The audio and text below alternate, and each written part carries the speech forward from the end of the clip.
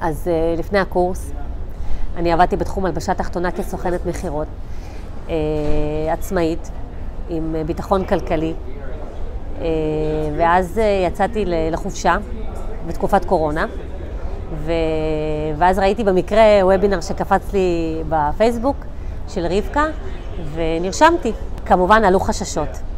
האם זה נכון מבחינה כלכלית? יש המון חששות, האם זה יצדיק את עצמו בסופו של דבר? אז הגעתי לקורס.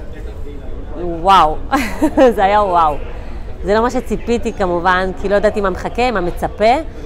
לא ידעתי כלום. קיבלתי פחות או יותר כיוון מה הולך להיות. כמה פגישות, כמה שיחות טלפון. לא ממש קיבלתי אינפורמציה מה הולכים לעשות, וטוב שכך.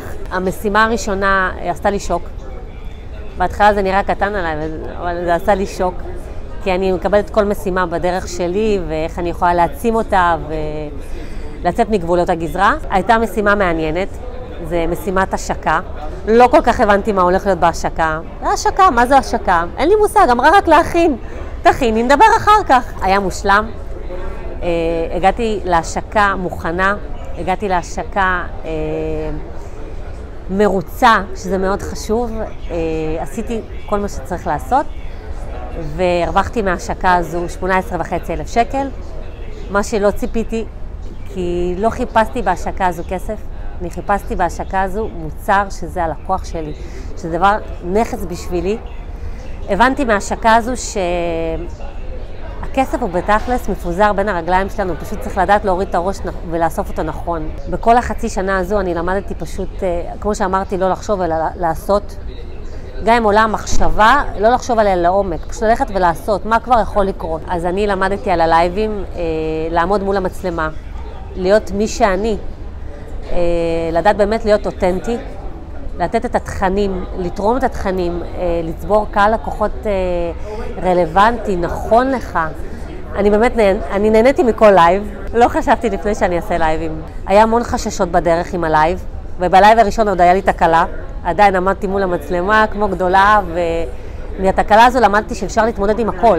כי התקלות האלה זה השיעורים שלנו לחיים. צברתי חברים, צברתי לקוחות, עזרתי להמון לקוחות בדרך. זה עשה לי מאוד טוב גם מבחינת הקורס, ולהמשיך להתקדם בקורס. למדתי מהקורס עצמו איך לנהל שיח עם לקוח, לא להיות רובוטים.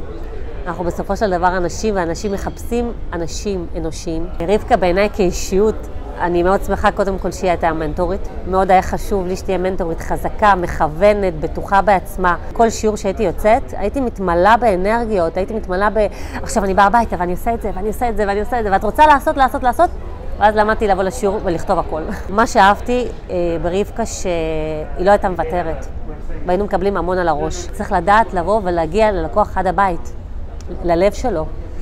אז כן, רבקה הייתה קשה בעניין הזה, אבל אני שמחה שכך, כי היום אנחנו לומדים גם להיות קשים ולא לוותר לעצמנו. יום לפני השקה קיבלתי שיחת טלפון מרבקה עם חיזוקים.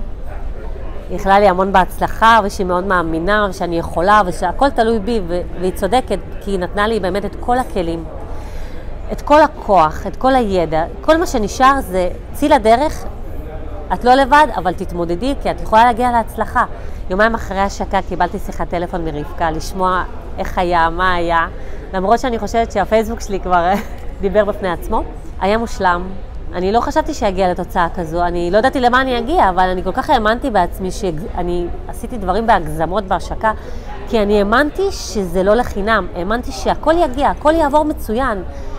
ווואו, זה הפתיע אותי אפילו. נכנסתי לקורס, בחודשים הראשונים עשיתי לייבים, בין 5 ל-6 לייבים, משם הפסקתי כי פשוט לא היה לי זמן לזה. כן, אני חושבת שההשקה והלייבים עשו לי טוב, פשוט העלו אותי והעיפו אותי קדימה. אני עברתי כאן תהליך שלא ציפיתי שאני אעבור, כי באתי עוד פעם למטרה שיווקית נטו ויצאתי עם עצמה מטורפת.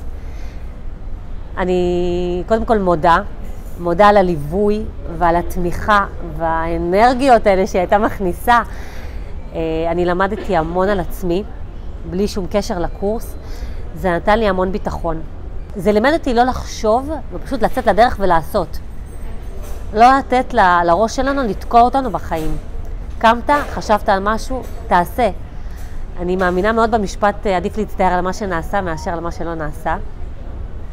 אז אני חושבת שזה רבקה, וזה מה שהיא ניסתה פשוט להחדיר בנו בכל הכוח. למדתי המון, זה שינה לי את החיים. זה שינה לי את התפיסה של החיים, מה אני רוצה להיות כאדם, מה אני רוצה לתת ללקוחות שלי, וזה לא משנה באיזה תחום בתכלס. איך אני מתייחסת גם לעסק וגם לבית, ואיך אני משלבת הכל יחד, בלי לפגוע בעצמי ובאני מאמין שלי. ואני באמת מודה לרבקה, כי אני לוקחת אותה פשוט כחברה לחיים וכמנטורית, שזה הדבר הכי חשוב בעיניי.